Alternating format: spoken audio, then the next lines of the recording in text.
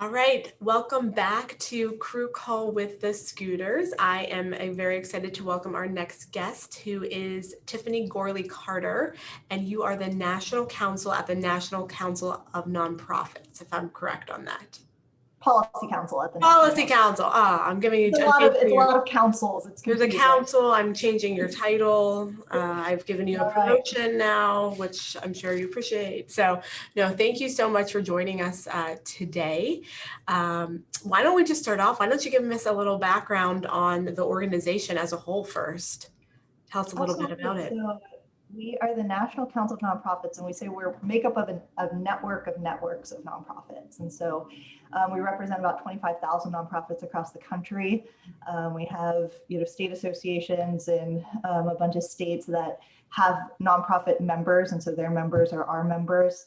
And we say that we like to champion, connect, and inform the nonprofit sector. So champion, we get out there, we advocate for policy changes. We like to talk at all three levels of government, all three branches of government: federal, state, local, judiciary, legislative, and executive. And then we connect the nonprofit sector. So we make sure that expertise and trends and strengths and opportunities across the country, that we know about it and share that with our network, so that we know where we can push, things that we might need to be a little wary about.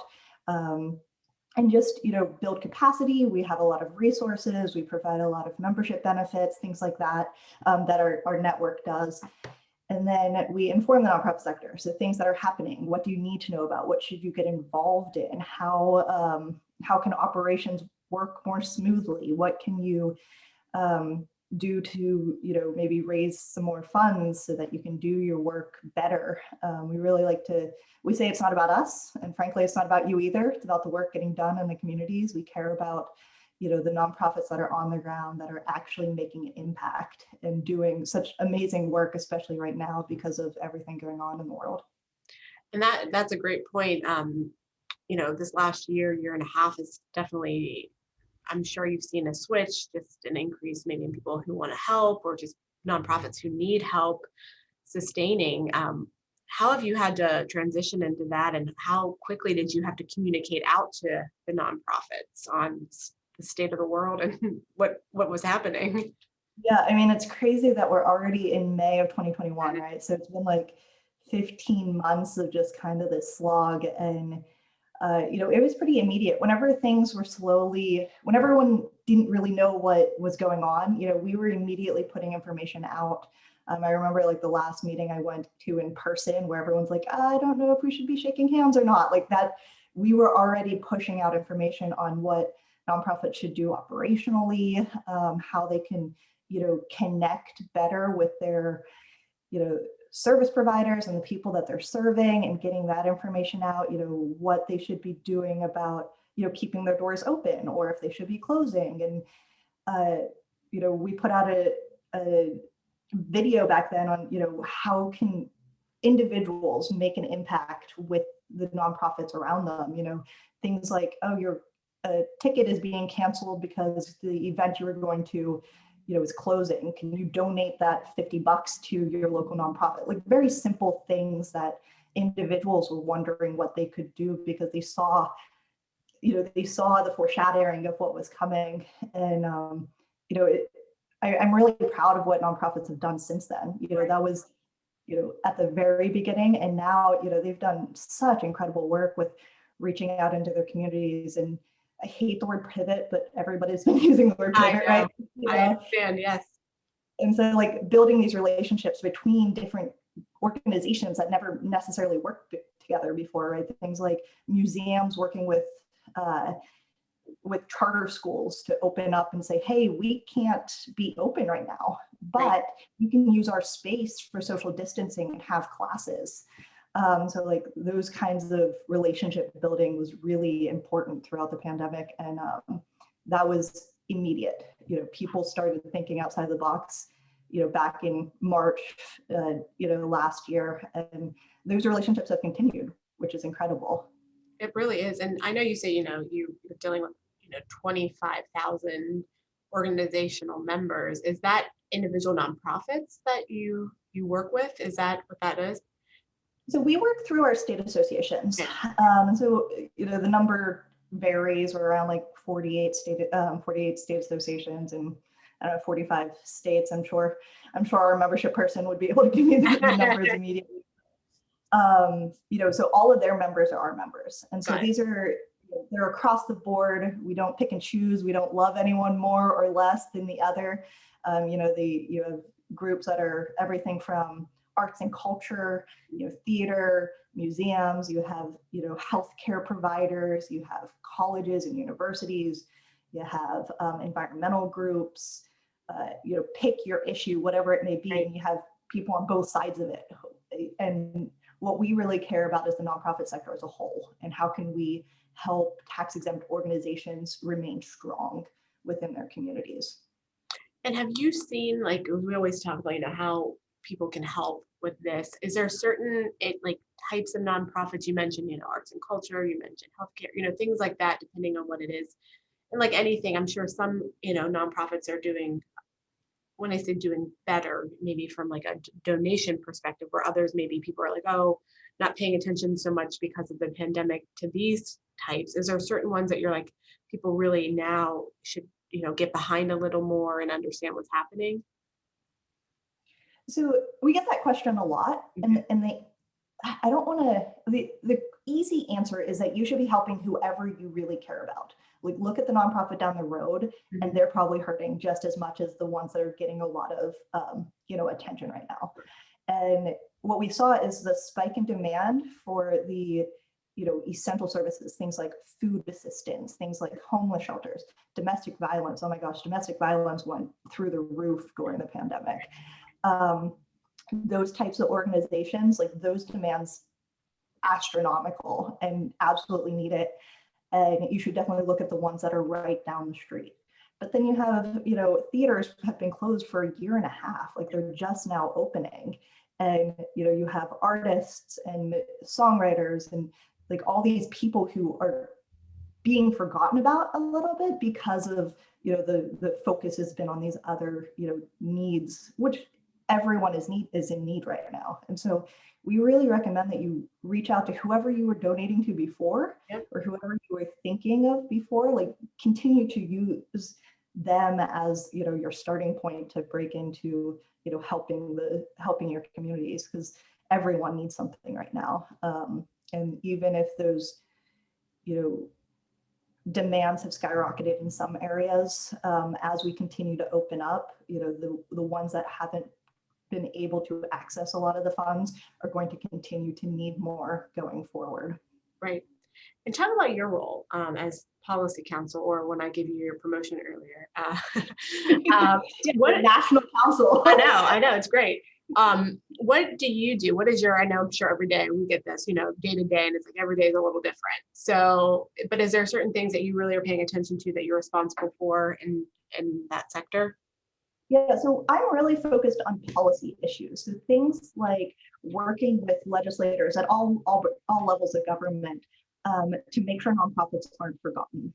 And so often, especially, going back to the beginning of the pandemic, right? People were talking about the tourism industry.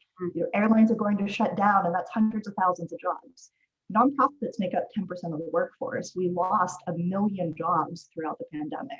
Those are starting to come back. I think we're at like 800,000 right now, but like that is a way bigger number than the airline industry. And so, making sure that we aren't forgotten in policies that are being created. Things like the CARES Act, which we don't need to go down the wonky like federal issues or anything, but the CARES Act was a couple $2 trillion, and things like the Paycheck Protection Program, which helped for-profit businesses, nonprofits weren't thought about when they were creating it. So like we at the National Council of Nonprofits with coalition members made sure that legislators at the federal level wrote us into the law, made sure that nonprofits weren't forgotten. And because of that, a lot of nonprofits were able to access those funds and keep their doors open. And while everyone's worried about, for-profit industry, we need to remember that there's a lot of workers and people who rely on those services to stay open too, because if a homeless shelter shuts down, where do those people go? Right. That's a dire need within the community versus some other industries that, we're able to weather it a little bit better. And do you find, because I know you say you work for all three levels of government, is there certain ways that you have had to form relationships or talk to each of those levels in terms of like your procedures on that as well? Yeah, so we work for our state associations a lot with this. We really rely on expertise. We all, oh my gosh, such amazing workers and brilliant minds in the nonprofit sector who really want to go deep in those relationships and make sure that that legislators and government officials, whether it's the executive branch or not, are really trying to partner better going forward. And so, providing the information about, some statistics, but just stories, things like what I was mentioning about like the museums, really reaching out to education or, food delivery organizations who reach a population that no one else reaches, right, are able to do something like vaccine distribution with their health, partnering with a healthcare provider within their communities. Explaining those stories to local officials, it goes a long way and says, hey, what can we do better and how can we streamline this a little bit faster with the efforts that you're making for this public health pandemic that we're in right now, and making sure that each of those levels understands the role that nonprofits play in their communities. And it's crazy to think, that you have to educate so much because there's so many people in need. And I think everywhere you look, Right. it's like, how can we help? So it's incredible work that you're doing. Now, in terms of your organization, do you do donations or do you just really help the different nonprofits? Like, is there ways that you can have people help the council as a whole? Yeah, I mean, you're welcome to donate to us, but we really care more about the nonprofits in your area. So like, we would much rather that $10, $50, $100, whatever it might be, go to the nonprofit down the street that is making an impact in your community. That's what we really care about.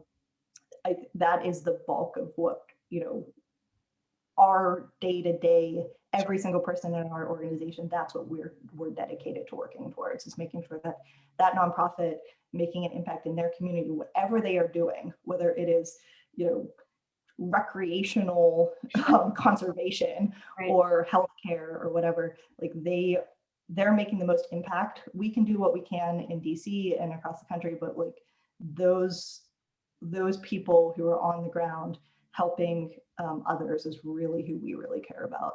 And so, we get questions about fundraising all the time. We have resources on our website. You can look into it on like solicitation laws and requirements and who you should, other nonprofits that really focus on it. But that's minor to making sure that the work's done in communities from our standpoint. That's great. And what do you think, looking ahead, hopefully, end of year 2022, do you think nonprofits, I mean, I know it's hard to say, but do you see them coming back? Do you see a change in how they're operating for the future to come? Like, how much of the pandemic do you think is going to affect them in the future? I mean, nonprofits are resilient, right? Like, we are by definition problem solvers, and we are relationship people. We care about those we are serving, and we care about the communities that we're impacting. And the only thing we can ever ask for is leaving the world better than how we found it. And I think everyone in nonprofits feels that way. Like, you go into nonprofit service for that purpose. And so there are a lot of things that I think are going to stick from the pandemic that we learned about from the pandemic. Things like who can we talk to today to advance my mission that might not have been thought about prior, right? Like, before, we all worked in these areas of, work, mission-based, pick your policy issue that you're fighting for, whether it's providing food for, someone who doesn't have a home, or if you are trying to put someone in a home, or if you are providing childcare after work, whatever it might be. But now these relationships have built and have become strong to say, maybe we can partner in a better, different way to do all of that at once versus having to jump from, area to area to area to do it. And so, we have tons of coalitions in DC that we work with every week. We're on a lot of Zoom calls trying to figure out these things. And I think we're finally being heard at different levels that we hadn't been heard about before. And that's a win when it comes to the work that we do. Well, that's great. Well, thank you so much for being here today. You are doing incredible work, and I'm sure you have been working tirelessly for over a year now. But I can't thank you enough for being here today. Absolutely. Thanks for having me. Thank you again, and enjoy your day, Tiffany. Thank you. You too.